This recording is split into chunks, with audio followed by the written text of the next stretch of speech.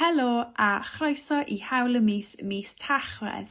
Mis yma rydyn ni'n canolbwyntio ar erthygl 19, sef dy hawl I gael dy amddiffyn rhag dy drin yn wael ac I fod yn ddiogel.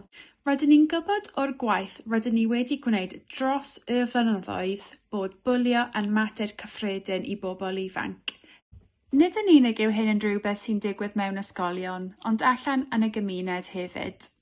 Mae bwlio yn fusnes I bawb, a allech chi sefyll I fyny dros rhywun os oeddech chi'n gweld nhw'n cael eu trin yn anheg. Gennym gyfres o fideos a gweithgareddau fel rhan o'n adnodd fi yw fi ar ein gwefan.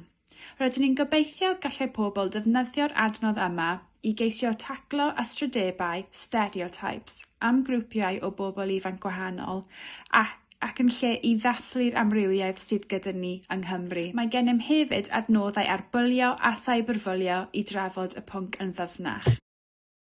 Ydych chi'n gallu defnyddio un o'r adnoddau yma I geisio mynd i'r afael o fwlio a helpu pobl ifanc I deimlo'n ddiogel.